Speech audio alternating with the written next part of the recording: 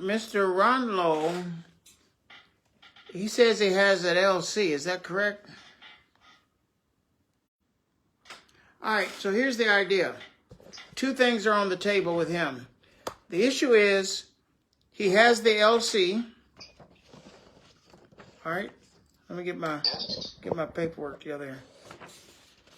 He has the LCs, but he does not have the cash to purchase the raw materials to produce the product. There's where the issue's at. Okay. Now, we were going around a bit Friday or so concerning how many metric tons of raw material it takes to produce X amount of sunflower seed oil. Normally, sunflower seeds carry 45% oil, but he said the yield is around 35%. But, you know, that's neither here nor there. If you go with those numbers, the profit, if you got 50,000 metric, if you have 50,000, it's $50,000 in raw materials. Yes. Times 35%, multiplied by, just say, $8.50 per metric ton, the math came out at the end of the day to be $16,000 or $20,000 profit. Yes. That's approximately what the numbers came out to be. So, my question was this. My solution was this. I don't know how many metric tons of oil are those LCs for? Do you have any idea? No, I will have to ask Mr. Wando and then get back to you. Okay, let's just assume that it's, do you think it's for like something like 10,000 or 5,000 or? It could be more because he's used to doing big quantities only. Okay, let's just assume that it's 25,000, just say, okay? Yes. Why not consider this? So the problem that we're having here is he needs about $50,000 in cash. That's the whole problem. If we take this 25,000 metric tons order and process it through Ibex Global, utilizing our suppliers, and generate a profit margin that would secure his $50,000. Here's what the math looks like. Watch this. Just say. So if we got 25,000 metric tons, and he's selling it at, well, we're going to sell it at, well, he's selling, let's just use his numbers. 750. Times 750, that's $18,750,000. Now, have you marked up the price or? Well, I'm just saying, if he sold it at 750, he would make it would be $18,750,000. Exactly. Now, watch this. Watch this. I'm a part of a consortium that could produce the same oil at a reasonable profit margin. Let me just see something here. If we could take the order itself, in other words, he would just sell us the contract, divided by 25,000. Yeah. Okay. If he sold us that contract, we'd pay him $50,000 or whatever, whatever the number is. Okay. Well, 50,000. Hmm? If he sells you the contract, you're paying $50,000? Whatever it is. Whatever the amount is. Oh, so $50,000 is like a default? No. What I'm thinking, I'm thinking outside the box. So just imagine if he gave us the contract of 25,000 metric tons. We process it through Ibex Global group of companies because we own our own. We have our own consortium now, we would still make enough profit to pay him the $50,000, and we still would make money. And therefore, he would not have to even spend a dime out of his own pocket or go through the trouble of buying raw materials. He's just getting paid pretty much a commission. Even if you thought about it from a regular standpoint, watch this. If he brokered it to us and we paid him the regular broker fee of $5 a metric ton, it still would be $125,000, which we probably would do. Pardon me? No, I'm following. Yeah. So we'll pay him $5 a metric ton, $125,000. Of course, it's paid after the after the deal. In other words, he would come on as one of our brokers. Same thing.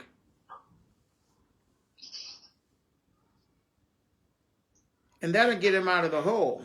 So right now I will have to ask him for like any LCC he has in his possession, right? Right. Don't hang up. I can just ask him via WhatsApp chat. Okay.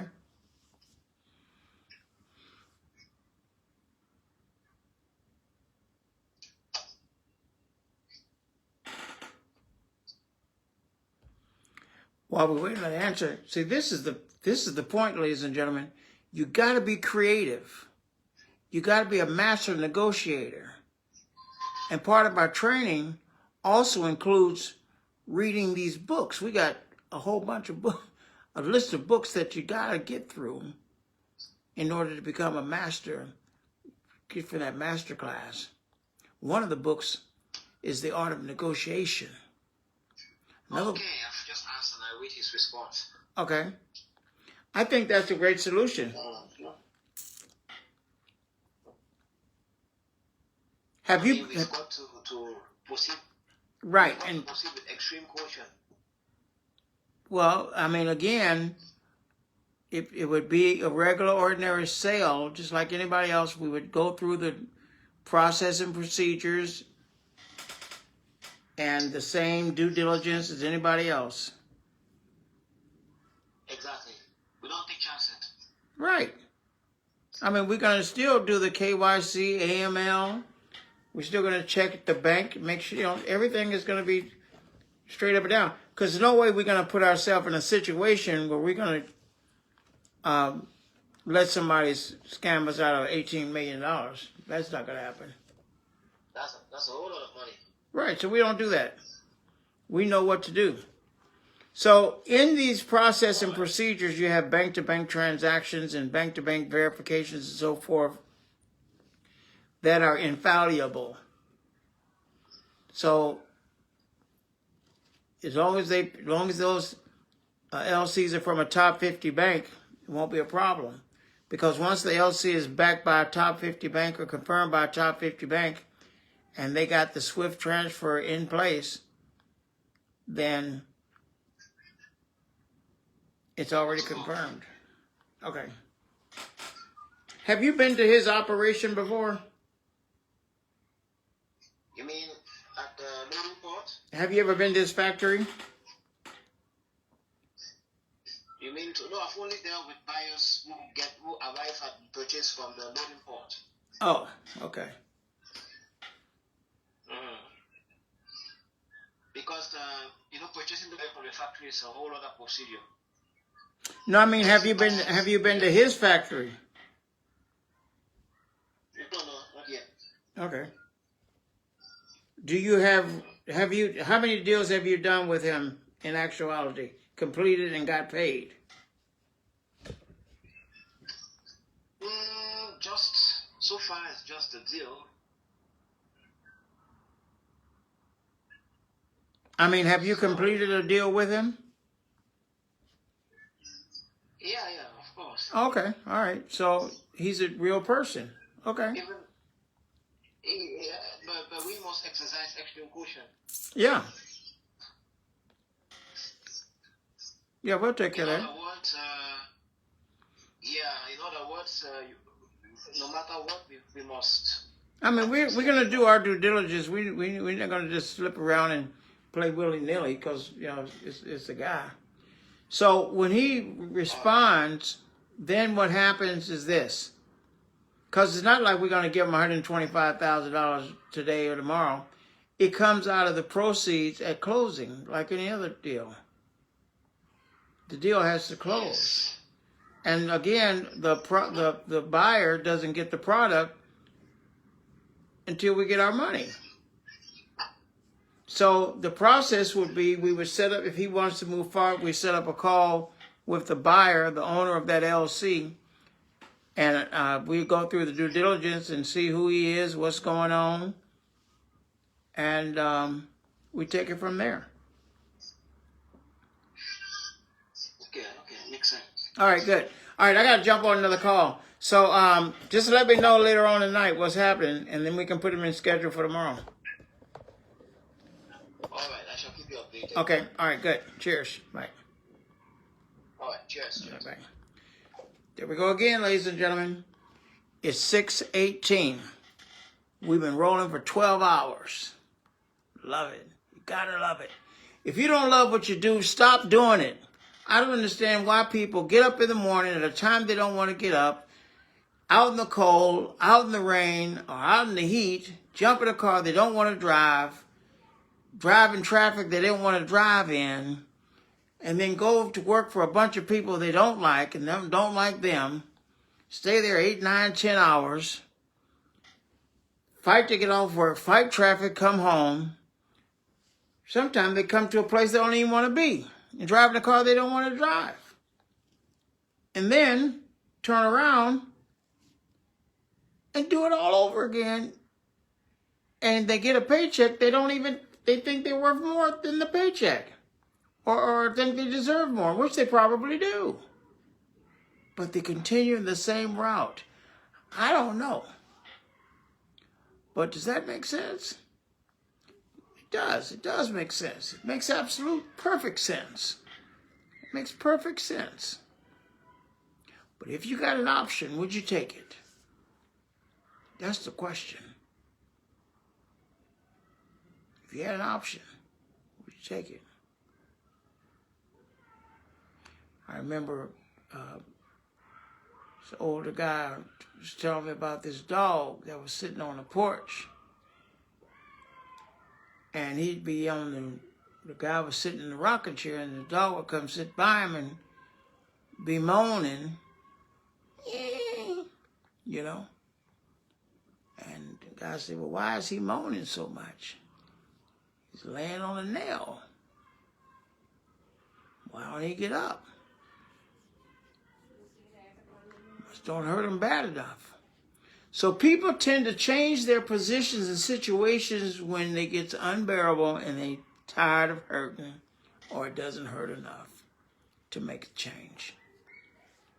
So I'm just saying, if you had an opportunity to make a change, would you take it?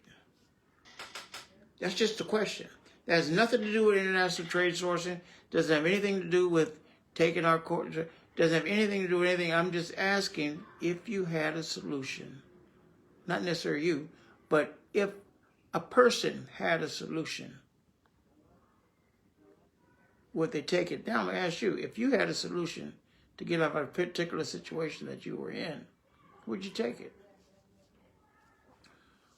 Or would you just wait?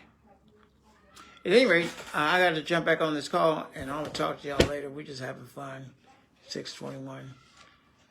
I mean, 6:21. And just having fun. I'll talk to y'all later. It's about time to clock out anyway. We had a really great time today. Hope you learned quite a bit. Again, this is for you. All of these calls are for you, so that you can listen, learn, earn at your own pace.